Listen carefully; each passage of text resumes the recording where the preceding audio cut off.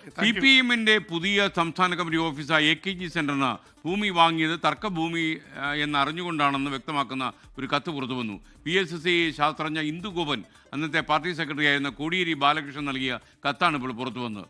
CPM വാങ്ങാൻ ശ്രമിക്കുന്നത് തർക്കഭൂമിയാണെന്ന് കത്തിൽ സൂചിപ്പിച്ചിരുന്നു. R. ശ്രീജിത്ത് തിരുവനന്തപുരത്ത് വിവരങ്ങൾ നൽകുന്നു. ഈ തർക്കഭൂമി വാങ്ങിച്ചാൽ നിയമക്കുരുക്കുകൾ ഉണ്ടാകില്ലേ? Sreejith, good morning.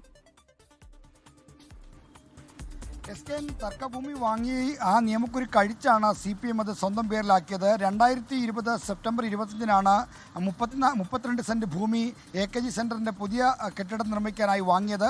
അതിനുശേഷമാണ് ഇതുമായി ബന്ധപ്പെട്ട സിവിൽ കേസ് ഹൈക്കോടതിയിൽ പോയി തീർപ്പാക്കിയതെന്ന് ഈ പുതിയ കെട്ടിടത്തിന്റെ ഉദ്ഘാടന ചടങ്ങുമായി ബന്ധപ്പെട്ട് ഒക്കെ CPM-ന്റെ സംസ്ഥാന നേതാക്കൾ പ്രഖ്യാപിക്കുന്നുണ്ടായിരുന്നു. എന്തായാലും ഇപ്പോൾ പുറത്തു വന്നിരിക്കുന്നത് തർക്കഭൂമിയാണെന്ന് അറിഞ്ഞുകൊണ്ട് തന്നെയാണ് ഭൂമി വാങ്ങിയതിന്റെ തെളിവാണ്.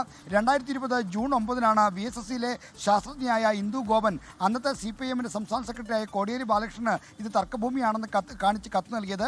തൻ്റെയും മുത്തച്ഛൻ്റെയും ഉടമസ്ഥയിലുള്ള 32 സെന്റ് ഭൂമി പിന്നീട് ചില ആളുകൾ ലേലത്തിലൂടെ കൈവശപ്പെടുത്തി. ഇതുമായി ബന്ധപ്പെട്ട് സിവിൽ കേസ് നിലനിൽക്കുന്നുണ്ട്. ഈ സിവിൽ കേസുമായി ബന്ധപ്പെട്ട നടപടിക്രമങ്ങളും നൂലാമാലകളും കഴിയാൻ ധാരാളം സമയമെടുക്കും. വൻ നിയമയുദ്ധത്തിലേക്ക് പോകുമെന്ന് മുന്നറിയിപ്പ് നൽകിക്കൊണ്ടാണ് അന്നത്തെ സംസ്ഥാന സെക്രട്ടറി കോടിയേരി ബാലകൃഷ്ണന് ഇന്ദു ഗോപൻ കത്തയച്ചത്. ഈ കത്ത് അവഗണിച്ചുകൊണ്ടാണ് 2020 സെപ്റ്റംബർ 25-ന് ഈ 32 സെന്റ് ഭൂമി CPM സ്വന്തമാക്കിയത്.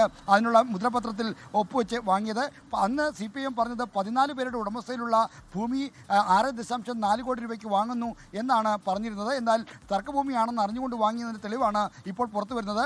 നേരത്തെ ഉണ്ടായിരുന്ന AKG സെന്ററിന് ഈ സർവകലാശാല ഭൂമി കയ്യേറിയതുമായി ബന്ധപ്പെട്ട ചില ആക്ഷേപങ്ങളും കേസുകളും ഉണ്ടായിരുന്നു. അതൊഴിവാക്കാനാണ് പുതിയ ഭൂമി വാങ്ങി സംസ്ഥാന കമ്മിറ്റിയുടെ ആസ്ഥാനം പണിതത്. എന്നാൽ ആ കേസും ഇപ്പോൾ സുപ്രീം കോടതിയുടെ കേസിൽ കുടുങ്ങിയിരിക്കുന്നു. ഈ കേസിൽ മറുപടി നൽകണമെന്ന് ആവശ്യപ്പെട്ടുകൊണ്ട് സുപ്രീം കോടതി CPM സംസ്ഥാന സെക്രട്ടറിക്ക് നോട്ടീസ് അയച്ചിരിക്കുകയാണ്. Thank you, R. ശ്രീജിത്ത്.